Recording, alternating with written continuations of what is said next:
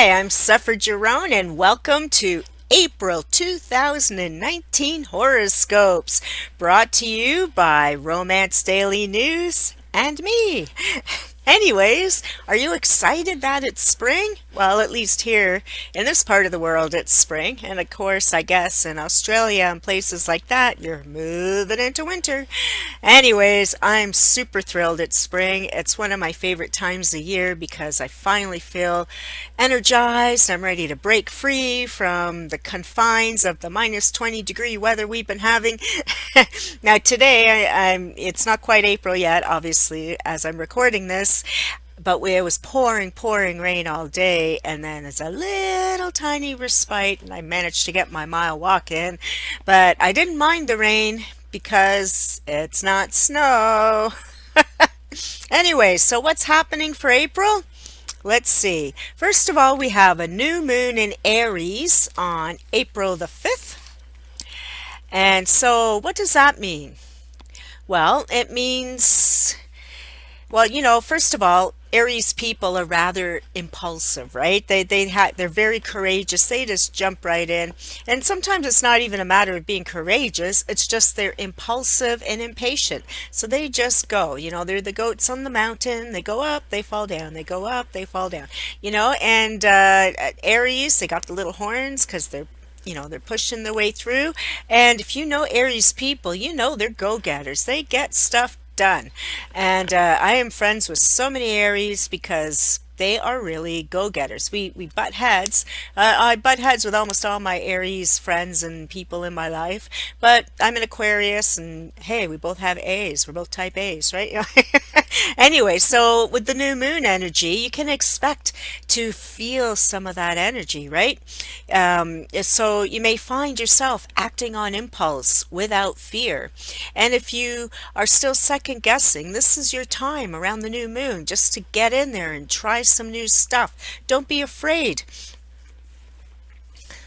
And another thing too about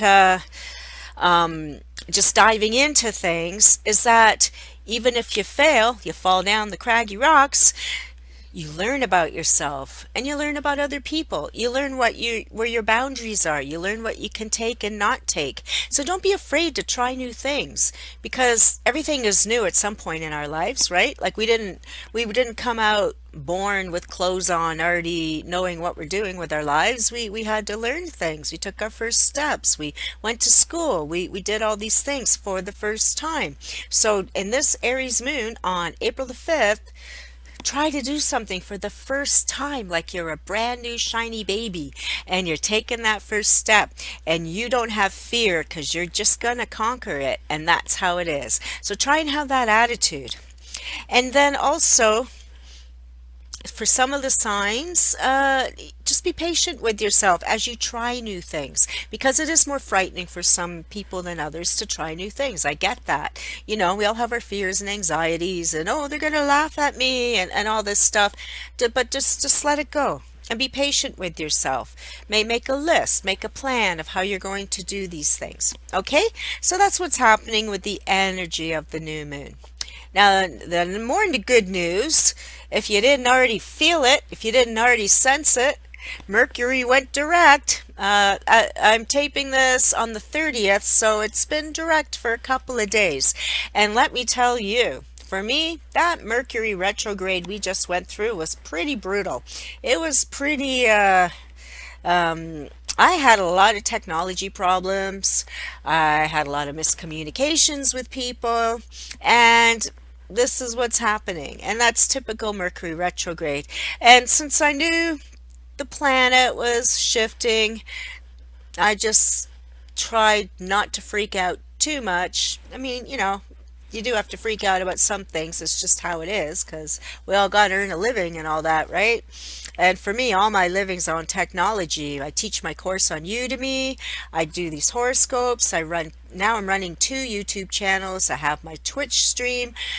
Everything I do is technology, not to mention writing, trying to write and my computer would freeze and crash and I'd lose a page or two and all these annoyances that happen with Mercury retrograde, getting lost, scraping the car, all these things.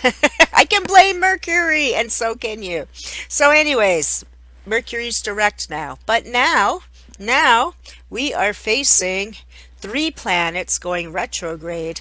And these planets go retrograde almost every year. So first of all, we have Jupiter, and Jupiter is going retrograde around the 10th. So when Jupiter goes retrograde, it's a time to slow down and gain perspective. And of course, when we're in the frenzied energy of Aries, trying to get stuff done and getting it done fast, now we have Jupiter going, whoa, slow down there, cowboy, and get some perspective. Try and get a sense. And I know it sounds contradictory, but it's really not. And then also, um, you may find your confidence kind of waning a bit. Don't let it. Keep your confidence high. Aries people are confident. So keep that Aries energy of confidence and conquering the world up. Try not to get having a crisis of faith or what am I doing? Just try to keep focused on your goals and trying new things. But also, like I said, try to slow down and get some perspective. You don't have to rush, but definitely try to get some stuff done. And then what do we have? We have the full moon in Libra on the 19th. Now, we had a full moon in Libra last month as well. So what this means is the full moon in Libra last month was kind of in the first part of Libra, and now we have the full moon in Libra in the last part of Libra. So it's kind of things you may have been trying to deal with or meditate on or activate or whatever, whatever is happening on the 19th. It's the final word on the subject. It's kind of the closure. It's kind of like your last kick at the can at some things you may be trying to get done or projects started or new jobs starting or career shifts, or maybe you're changing courses in school. Maybe you're dating different people and you can't decide what's happening. So you have some decisions to make, and then you have to realize that whatever you get done, you're pretty much done. Like, this is it. So you're either, I can't say the expression I want to say, but do it or don't do it. There is no try, right? Yeah, yeah. It's like, just get it done. Now, then we come up to Pluto going retrograde on the 24th. And so what happens with this? With this, now we have to figure out um, how you're going to deal with things. Whereas you're kind of um, figuring out your confidence with this Jupiter stuff. Now with Pluto, you got to figure out how you're using your power. And you may say, oh, I have no power. We have no power here, be gone. But no, everyone has power. We all have our personal power, and we have to activate our power, and we have to embrace our power. But we also have to discover what our power is before we can even do any of those things. And so, you may be like literally in a position of power at your job. You may be a manager or a judge or a lawyer or whatever. And, you know, you can use your power for good or evil. And you have to decide, where you are in your life's journey path, and how you want people to perceive you and how you want to treat others, right? So, and some of us have really strong personalities and other people not so much. So those of us with, really overbearing personalities, we need to pull back a bit and think about our words and what our words mean and do. After all, our word is the only thing we really have in life. We have we're born naked, like I said, and then we have to get on with our lives, and what we say counts. So if you say you're going to be somewhere at a certain time, be there. Keep your word. If you make a promise to do something, do it. Keep your word. You only have your word. And if you break your promises or don't keep your word, then you have nothing because your word is you. Um, and and then there's the whole idea actions speak louder than words. So make sure your actions are matching your words. Okay? And then we have Saturn going retrograde on the 29th, and it'll be retrograde until September 18th. And with this, it's all about responsibilities and commitments. And so figure out what yours are and are you meeting your goals with your own responsibilities. Again, this comes to the personal power and the confidence and all this. Um, are you as responsible as you can be? Are you as committed as you can be? Are you making commitments you can't keep? Or you got to make new commitments and make sure you stand firm with them, right? And then also, this may lead you to some guilt and self doubt. But again, you have to really look at the big picture of your life and what you ultimately want, and then take the baby steps to get it. Because, it's we all those platitudes, life is a journey that begins with one step and all that. But it is true. It's very true. So, get that spring fever.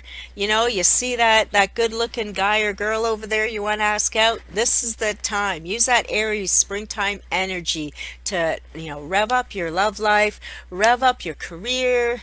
If you're on the precipice of going to a post-secondary education or training schools or trade schools, really step up your game. And what do I want? And just go for it. Go for the best thing ever.